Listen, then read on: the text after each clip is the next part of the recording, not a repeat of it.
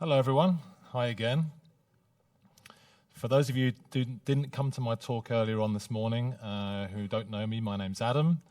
I am originally from the UK. I've lived in Switzerland for the last 20 years, and I work for a company called Particular Software. We're the makers of a product called nServiceBus. So thanks very much for choosing to spend the next 50 minutes with me. This is not a talk about nServiceBus. This is a talk about a methodology and certain approaches to certain problems. nServiceBus does make it easy to implement some of those patterns, so I will be showing you some examples in nServiceBus for that reason.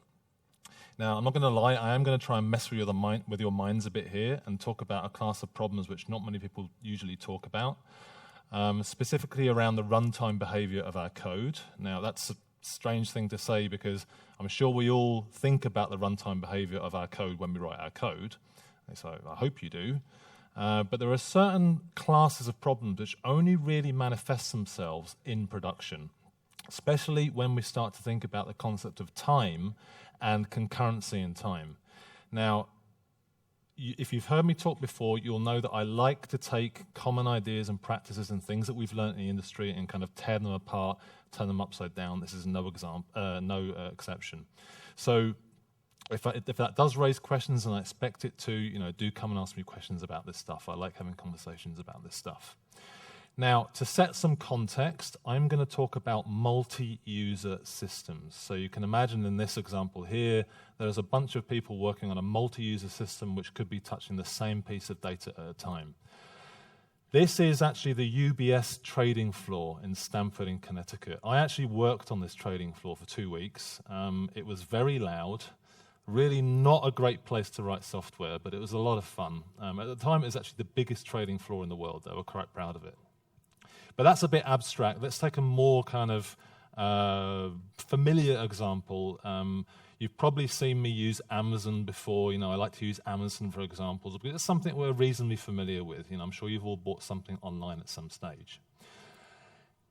Now, in the space of online retail, there's a lot of competition, right? You've got to compete with Amazon for a start, but that doesn't stop people.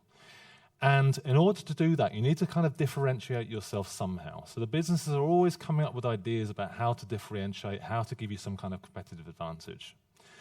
A really simple example might be, if a customer comes along and spends $100 in a week, give them a discount on the next purchase, right? Really, really simple. So they come to you with that idea, and you think, yep, I'm sure we can do that.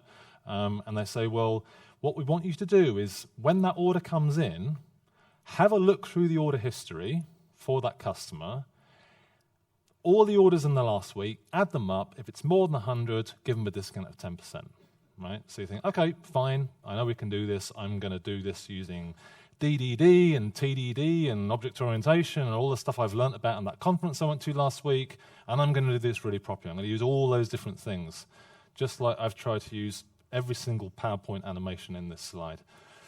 And you might come up with some kind of code which looks something like this. This is some object-oriented thing which has a submit method. And if you look at what we're doing here, we're doing exactly what we were asked for, right? This is going to satisfy that requirement because we are taking all the orders for that customer. So we're matching customer ID, obviously. We're saying where the timestamp is in the last 7 days, add up all the orders, and if it's greater than or equal to 100, give a discount of 10%. Otherwise, give a discount of 0, right? So that is satisfying that requirement perfectly. So what is wrong with this code? What is actually wrong with this? Where are the problems? Well, first of all, we are doing a database lookup, right? So you might get some database load issues. But then, you've got the good DBAs who know how to optimize and tune this stuff, so you kind of throw more indexes at it and you sort out all those problems. But the thing is, even if you can sort that out, there's another fundamental problem here, because up here we've got customer ID, okay? Now, what does customer ID mean? Does it actually mean a physical person sitting behind a keyboard making orders? It might, right? So if you're an individual on your Amazon account ordering stuff, that might be true. But think about a corporate account. So companies do this, right? They have corporate accounts, and they say, well, whenever you go to that website, please use the corporate account, because we've got a contract with these guys which says they're going to give us a discount if we spend more than $100. So we want you to use the corporate account. What that means is that a customer ID can actually translate to two physical people sitting at the office at two different machines, and they can effectively be clicking this button at the same time for two different orders. And effectively what that means is you've got two concurrent threads of execution. Maybe you've got this website scaled out to two machines, or you've got multiple threads in the single process. But these two threads are going to go to the database, and let's say the current week total is 90. Okay, and each of these totals is 10. They're going to both see that the sum currently is 90, right? It's $90 that this customer spent. So both of these threads are going to give a discount of 0. When the person who pays that corporate bill at the end of the month sees that, they're not going to be very happy, because they're going to say, look, we spent 90, we sent 2 more orders in for 10 each. One of those orders should have been discounted, right? You said you're going to do that, and it didn't happen, right? You're actually in breach of contracts here. What's up? So you say, right, well, yeah, you're right, and you give them a discount, like an extra refund on the next purchase or something like that, and you make up for it. And you go to your software guys and you say, well, what on earth happened here? And you look in the logs and you realize, they actually pressed the button more or less at the same time, and that's why. So you go back to the customer and you say, well, you ordered too quickly. What do you mean I ordered too quickly? Well, if you just waited a few seconds before the second order, you would have got your discount. And the customer says, well, how on earth do you expect me to do that? I've got 10 people using your website. And you say, well, I don't know, hold up a sign or something, or shout across the office, hang on, I'm making an order, and sort of give the all clear, and then the other person can go and make their order, and the customer looks at you and says, yeah, I'm going to go and use Amazon instead. Has anyone heard that term, death by Amazon? So that's what Amazon does. If you don't run your business well, Amazon will eat you. So that's not really going to work. So then you think, well, I know how we can do this. We can use transactions, right? What if we just put each of these into a transaction? That's going to solve it. The problem with that is all the major database platforms, so SQL Server, Oracle, and the rest of it, they use a transaction isolation level, which in SQL Server is called recommitted by default, which will let both of these threads read this sum of 90.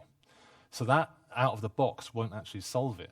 Now, you can do other things, like you can have serializable transaction levels. If you're using nhibernate as a thing you can switch on, like a toggle you can switch on to say if something's written the data in the meantime and they've both read the same thing, then make sure that it doesn't work. Problem is, you switch something like that on, and your error logs start to fill up. And you go, oh crap, quickly switch that thing off again. Without realizing that those error logs are actually giving you feedback. They're saying that you've got concurrency problems in your system. So at this point, you're kind of scratching your head and thinking, okay, well, I'm running out of ideas, but hang on, I know.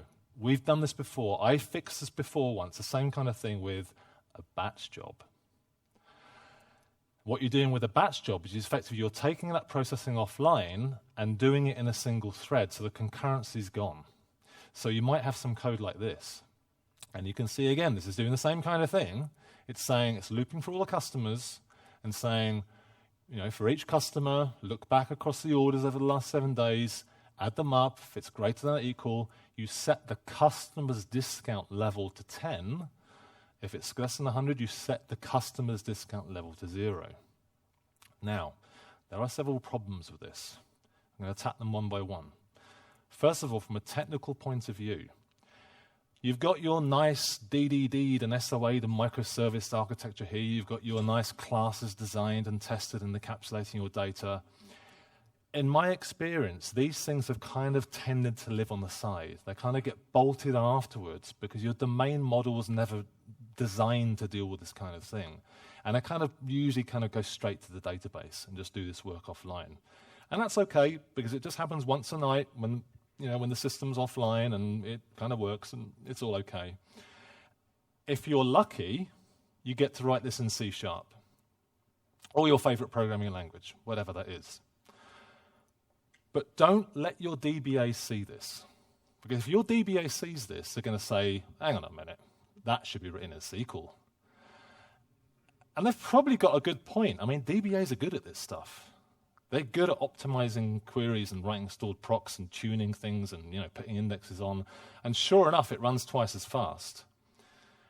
And they very often just kind of write this thing and then give it to you for maintenance. This is how you should have done it. It's yours now. Look after it. And the thing is that the business will love this kind of thing because it's working, it's making us more money. And they'll say, yeah, you know that batch job thing we did a couple of weeks ago? We need another one to do something else. So all of a sudden, another one appears. And this is just random SQL, which I just copied off the internet. It doesn't really matter. It all kind of looks the same anyway, right? And eventually another one pops up and another one pops up. And what's happening now is this stuff in the middle here, this lovely DDD and SOA and microservice code, whatever it is, starts to diminish in importance. The interesting and important stuff is happening outside, all around the outside in these stored procs. That's where the kind of the business value and the competitive advantage is actually getting coded. I don't know if anyone here is familiar with the Strangler Pattern. So the Strangler Pattern is where you have a nice bit of code, or a horrible bit of code, and you carve off bits of it one by one into nice code, and eventually the horrible code gets strangled out of existence. It's almost like a reverse Strangler Pattern. Right? The nice code gets strangled out of existence, and this code here on the outside starts to be what the system actually is. And I've been in this situation, and I've got to tell you, it starts to dominate your life. I've laid in bed at night, awake, worrying about how I'm going to debug that stored proc tomorrow. All of a sudden I've become this kind of SQL stored proc debugging specialist. And then one day you just realize, what we've ended up here is basically just a big ball of mud written in SQL. And it's really not a nice situation to be in. It's quite stressful and not very enjoyable. So what we need to do is now, the thing is, even if you manage to solve that problem, right, even if you manage to avoid getting to this SQL-based stored proc ball of mud, even if you keep it in nice C# and nicely tested and all the rest of it, there is another fundamental problem here. We are no longer penalizing users for clicking at the same time or within a few seconds of each other. We're penalizing them for clicking on the same day. What we're effectively saying is, if you're going to order a load of stuff, don't order more than $100 on the first day, because we've got to run our batch job that night so that we set your discount level to 10. Come back the next day and do the rest of your orders, because then you'll get your discount. You've taken a 2-second race condition and made it into a 24-hour race condition. That's not really going to work. The customer's going to look at you and say, that's ridiculous, I'm off to Amazon. That might have been okay in the really early days of e-commerce, I don't know, but these days our customers expect more. So that's not going to work. This is one of the reasons that businesses are trying to get away from things like batch jobs. They're really not very flexible in that way. So what we need to do is we need to rethink this arrow of time. Okay, so here it is. This is our arrow of time. As business is going well and products are coming in and we're selling stuff, we're going to get orders coming into the website as time goes by. What do when a specific order comes in? Well, we satisfy the requirement we've been given. We were told to look back through the database over a week for that customer, add up all the orders. If it's greater than 100 or equal to 100, give them a discount of 10%. The thing is, that's not actually a requirement. What I've come to realize in the last few years is that customers or business users don't often give you requirements. They give you workarounds within the constraints of the current system. They know that we're storing historic orders. So they figured this out in their heads. Think, well, I know we've got that database that holds all the orders. I can go to the screen and see them. So if I tell the developers to look back through those and add them up, I can do it here on a calculator and show you. This will work. It can work out that we should give them a discount of 10%. The actual requirement is, when a customer makes an order, if they spent $100 in the last week, give them a discount. Now, that might sound like just a subtle change in wording, but because we're getting away from that, go to the database, look back through the historic orders, add them all up, we're freeing ourselves from that specific implementation, right? We've got to the requirement, not the workaround they've come up with. And that allows us to do other things. What we can do is we can actually look forwards in time instead of looking backwards in time. Now, I'm not going to say we can predict the future, right? That's impossible. But we can, in a way, fold the future into our code today. Let's take another look at the arrow of time. When the first order comes in, what's the week total? It's 0. So what discount do we give? We give 0. But we've introduced this concept into our domain of a week total. And what we can do is we can add the total of this order into our week total. But here's the thing. That should only live inside that week total for a week, right? Because that's what it is. It's a week total. So we send ourselves a message to the future to say, in a week's time, remove that order total from the week total. When the next message comes in, we repeat that process. We add the total of that order to the week total, and in a week's time, we remove the total of that order from our week total. And we do it for the next message that comes in. What you can see here is we have a kind of sliding window of the total orders in any 1 week period. And at any time, we can look at that and say, what is the week total for that period? When the next order comes in, and as orders come in, we keep doing the same thing. When a specific order comes in, what do? Do we look back through the history, as we were just doing before? Well, we don't need to anymore. All we do is we look at that week total. We look at that single row in the database. Now, what we're doing here is we are looking at and writing to a single row in the database, okay? Customer ID and week total. And databases are really good at guaranteeing transactionality around a single row. They're really, really good at that, and we can take advantage of that. And instead of kind of fudging the number by doing calcs over existing data that was never really designed for it, we've actually introduced a concept into our domain. It's become, this week total is actually now part of our ubiquitous language, if you're into DDD type things.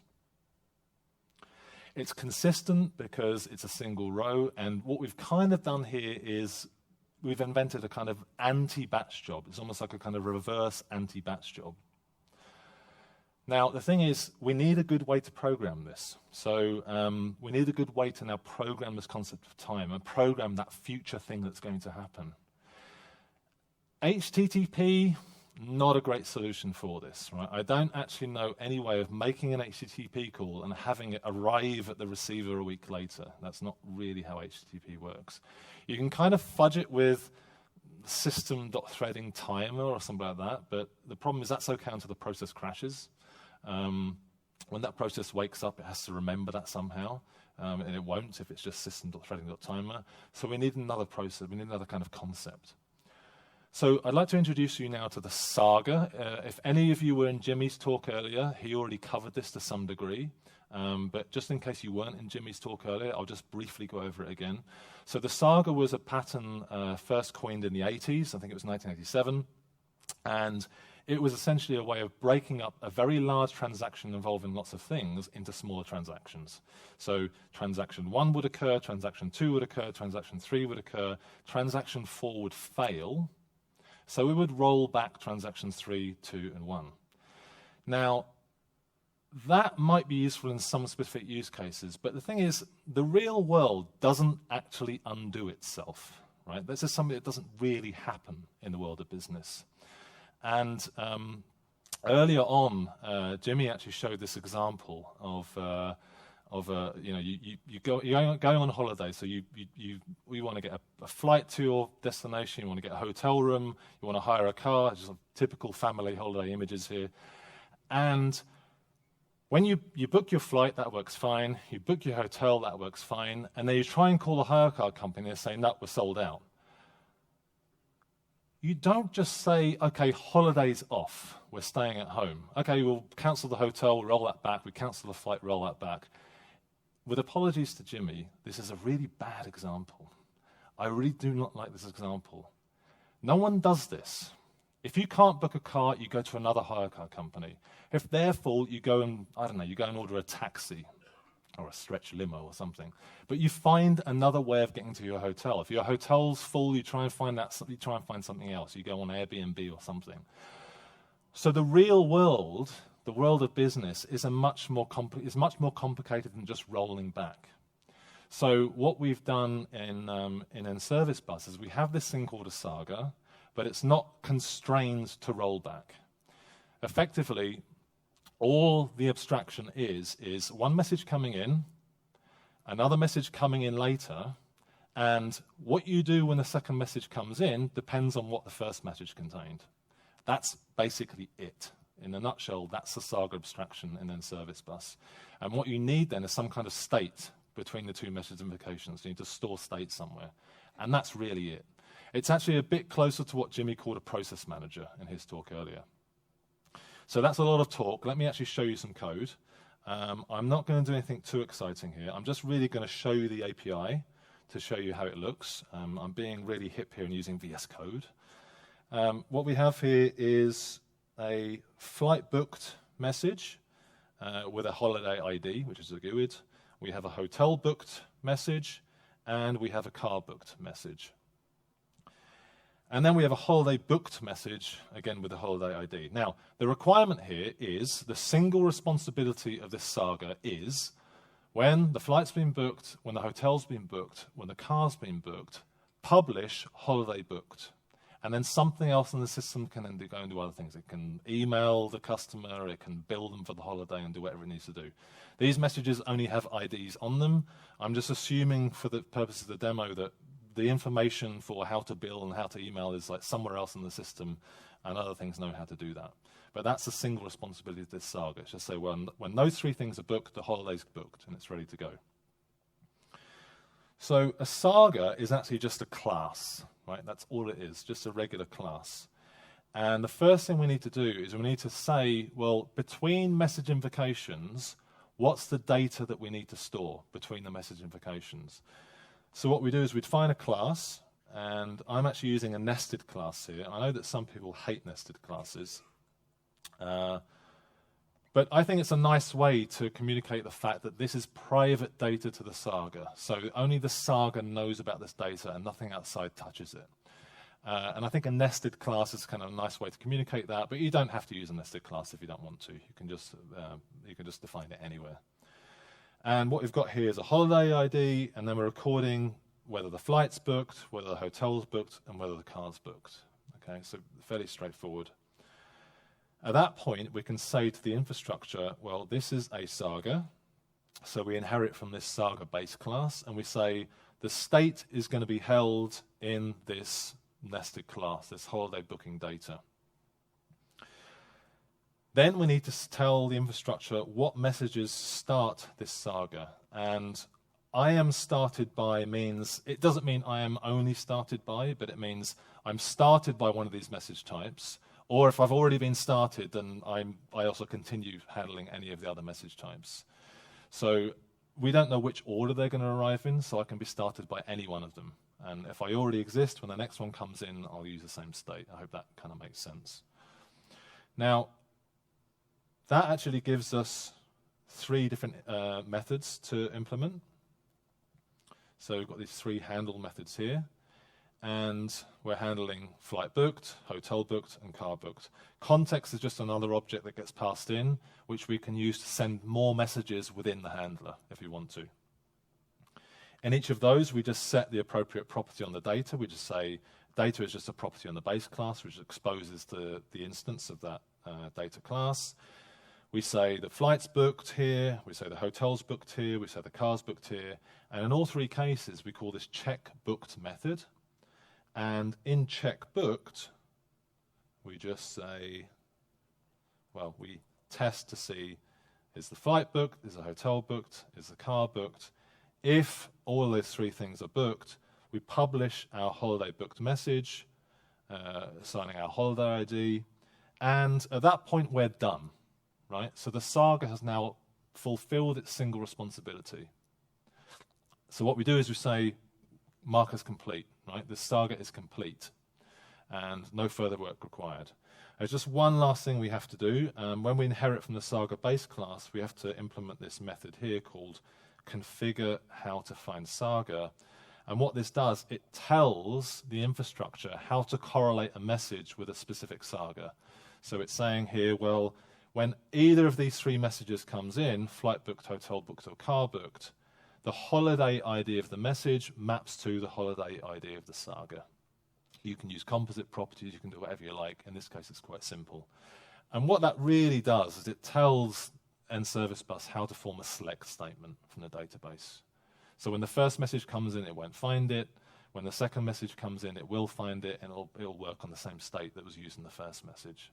Now, that's a lot of code that I've gone through there. I hope most of it makes sense, but if not, I'll go through it diagrammatically now, so you get another view of how this actually works. So when the first message comes in, we've actually got two different abstractions here. So we've got the bus and we've got the persister. So the bus is kind of an abstraction over a message queue. The persisters are kind of abstraction over a database. The first message comes in, and we say to the persister, well, have you got a Saga ID in the database with this ID? A Saga in the database with this ID? Well, it's the first message that's come in, so it doesn't find it in the database. That propagates back to the bus, so the bus creates a new Saga. What happens then is it dispatches that message into the Saga, and that's really just calling the handle method. That handle method might send other messages out, and at that point we persist the Saga data, right? And that effectively is an insert statement into the database.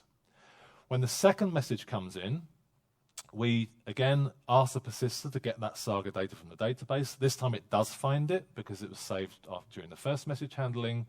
It actually creates a new Saga instance, fills it with the previous state, and gives it back to the bus. At that point, the bus dispatches the method into the Saga. That Saga may send other messages out, and then we persist the Saga state again. And that effectively is an update statement into the database, if you're using SQL or something like that. Or we might say the Saga's complete at that stage, and then we actually delete the Saga from the database. So that's all well and good, but how does that help us? Like, stepping back to our use case, how does it actually help us implement this? So let's have a look at the code. This time, we've got a submit order message, which has a customer ID on it and an order total. And we've got a process order message with a discount level. Right? And in each case, we've got more properties, whatever other properties are required to actually process an order. Our requirement here, the single responsibility of this Saga, is to handle a submit order message, work out the discount that should be given, and publish a process order message with that discount level on it for something else in the system to then go and charge the customer, etc., etc. So here's our Saga. I've called it a discounting class this time. And again, we've got our Saga data. By the way, this inherits from a contains Saga data base class. If you want to know how that looks, that has some kind of virtual internal ID. It has an originator, like who sent the original message, what the original message ID was. This is not interesting in this use case. It's useful in some other use cases, but I just wanted to show you what that was, so it wasn't a mystery. Now we can say to the infrastructure again that we are a Saga, and we use this discounting data to hold our internal state. In our internal state, we have the customer ID, because we do discounting for a customer. We're going to need that. And we have our week total. I'm using doubles here. You know, in production, you probably use a money type or something. I'm just using a double for simplicity. So now that we've done that, we need to say that we are started by and we handle messages of submit order. And that gives us a handle method as we saw before.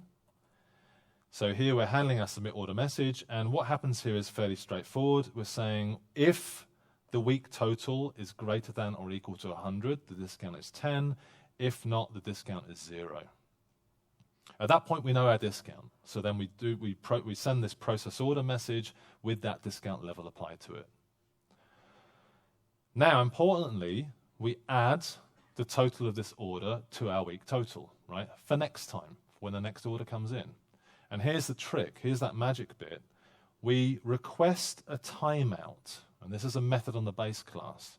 We request a timeout and we say, 7 days from now, send me the same message back again. And then what we do is we say, I also handle timeouts of type submit order. That gives us another method to implement down here, which is this timeout method. And you can see we get the same submit order message back. This time it's called state for one reason or another. And here we remove the total of that order from our week total. So you can now see that we're at the other end of that arrow at the end of the week, and we're removing that from our week total. So I hope you can see how that works. And then the last thing we need to do is we need to implement our configure how to find Saga. It's a bit more straightforward this time. We're just saying the customer ID of the submit order message maps to the customer ID of the Saga so that it knows how to find an existing Saga if it's there. So let's take again a look at actually how this happens from a diagrammatic point of view. So when the first message comes in, we retrieve our Saga, either creating a new one or using the previous one. You've seen that already, so I've left that out. But once we've got our Saga, we dispatch the message into the Saga. The Saga then does its internal processing, adding the week total and the rest of it and sending the process order message out. And as we saw just now, it requests a timeout 1 week from now. At this point, the bus does one of two things.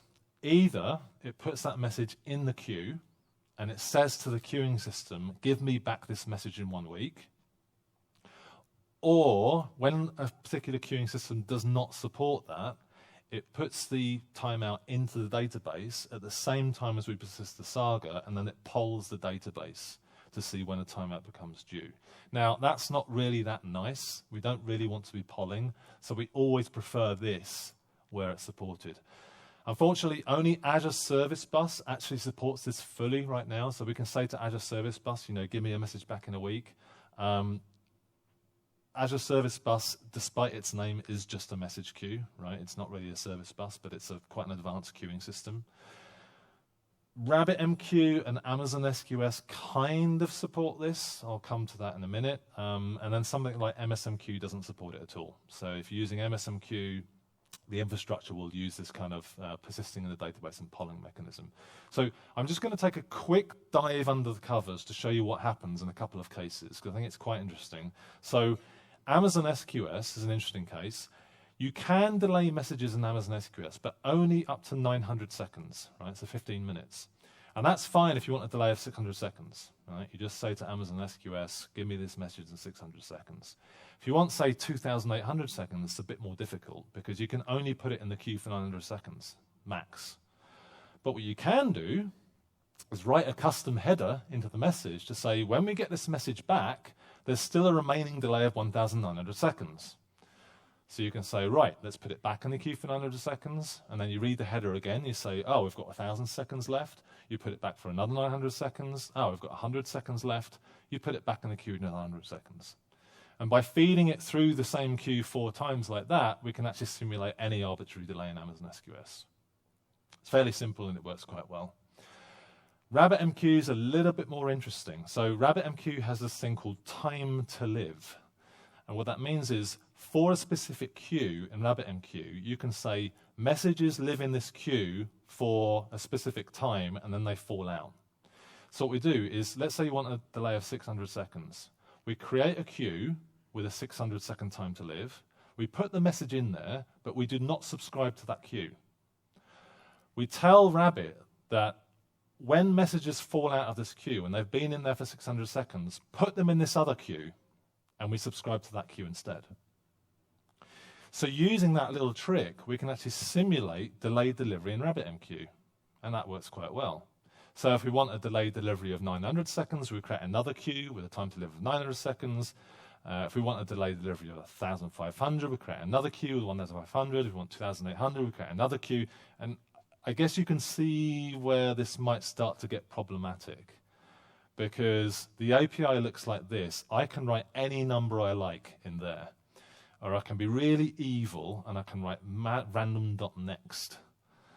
Right? And there's no reason I can't do this. I think it's a bit of an unusual business case. I don't know if any business would actually want to do this, but I don't know. They might. There might be some reason to do this. But what that means is that potentially you could have kind of like infinite growth of queues in the broker, and we don't really want customers calling us and saying, "Why is Service Bus creating 50,000 queues in my broker?" That wouldn't really work. So we need to do something else. Let's take a simple example, the number 42, right? Everyone's favorite number. Now, the number 42 is only written for 2 in base 10, right, in decimal. So that's 42 base 10 seconds. But us computer programmers, we know, we're clever and we know other ways of counting, and we know there's something called binary. So we can write this as 101,010 base 2, or binary seconds. So what if, in Rabbitmq, we create a queue with a 32-second time to live, a queue with a 16-second time to live, a queue with an 8-second time to live, and 4 and 2 and 1.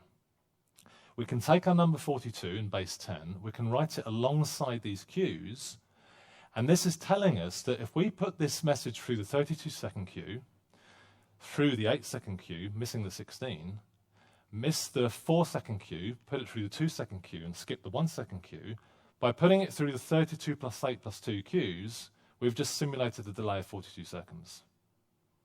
And I don't think anyone else has done this with Rabbitmq, so it's a kind of like a genuine kind of original invention, which we're rather proud of, and it does work very well. Using these 6 queues, we can simulate an arbitrary delay of anything up to 63 seconds. That's not entirely useful, so rather than create 6 queues, we actually create 28 queues, which gives you a maximum possible delay of 2 to the 28 seconds, which is this big number here, or about 8.5 years. Why 8.5 years? Why 28 queues? It's a little bit arbitrary. Businesses don't tend to have processes which span more than a year usually, so we thought, well, 25 queues would give us just over a year. That's probably enough. But 25 is an odd number, and we don't like odd numbers, so we thought, well, let's go for 26. I thought, well, we think 26 is enough, but let's just go an order of magnitude greater just to be safe. 27's odd, so ended up being 28. We were really tempted to go for 32 because, that's one of our favorite numbers, but 32 would have given us a maximum delay of 136 years. And it would be great if someone was still using Service Bus 136 years, but it's a little bit over the top. If someone really wants more than 8.5 years, we'll add a 29th, whatever. Probably add a 30th at the same time. Now, we've just been in the bowels of what happens there. Let's step back up into our business use case and think, have we actually solved the problem here? So we've got our nice Saga, this is working all nicely and we've tested it and it's looking nice. But have we actually solved the problem? Users don't care if we're using Sagas. They just don't care. They're going to say, okay, we're going to start treating you differently now. You've got Sagas in the back end. They're going to keep pressing the button at the same time. We're going to still have 2 threads of execution running these 2 Sagas at the same time, right? 2 people have pressed the button.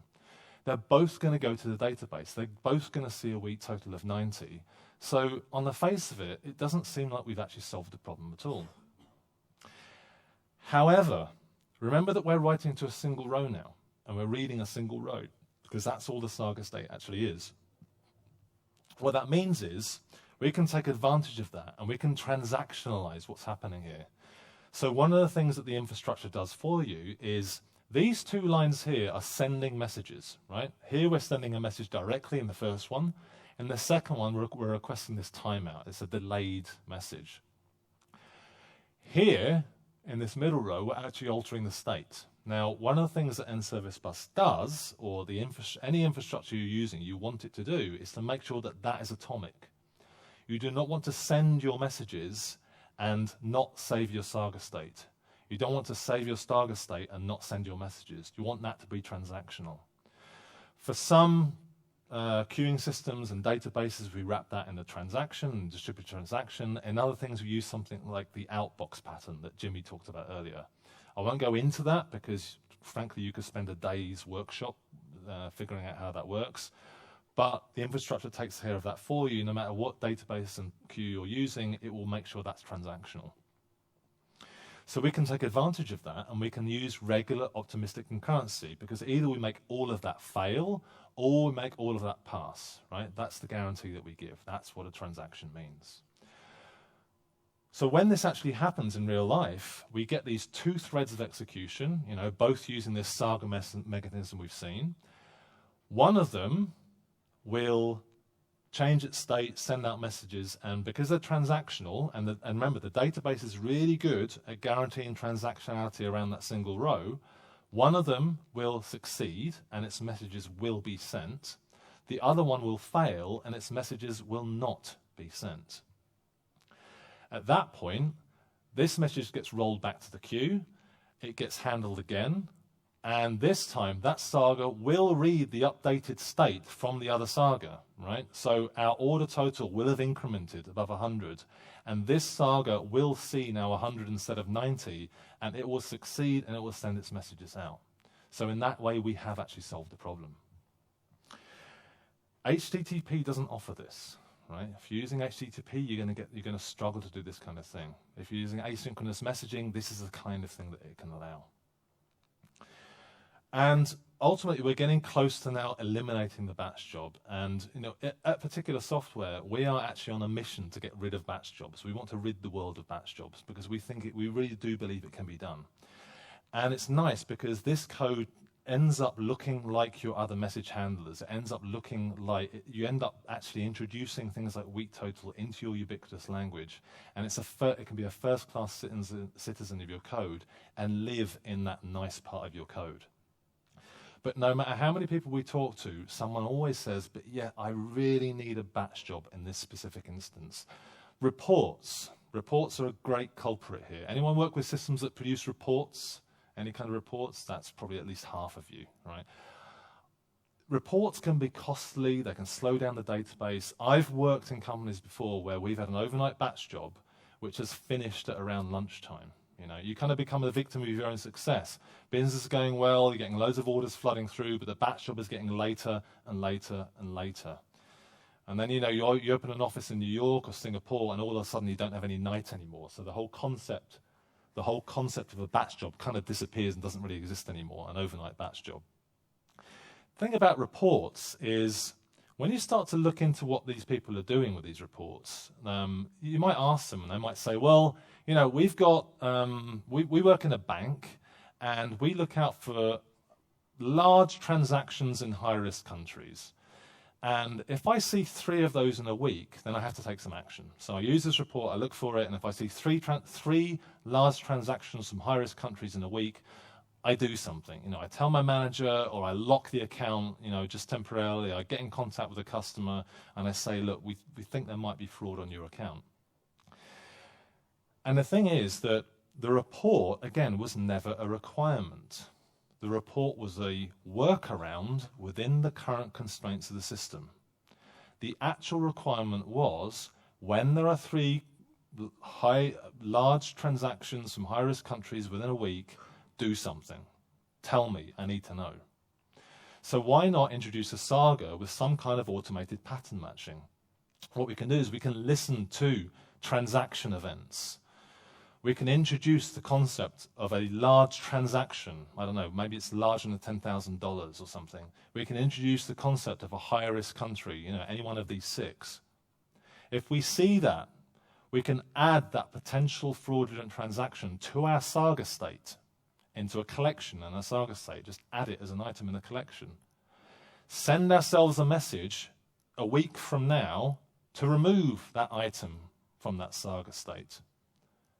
And again, we've got this kind of sliding window. We've got a week sliding window, which at any one time tells us how many high-risk large transactions we've had in the last week. And at any time, if the count of those transactions is 3 or more, I then tell the user. I send them an email, or I'll go one step further, and I even lock the account automatically from the system. And then you tell your manager and you say, yeah, it's 4:30 in the afternoon. I usually check this report at 9:30, but, there's a fraudulent transaction here. And the manager says to you, well, hang on, why is it taking you 7 hours? You check the report in the morning.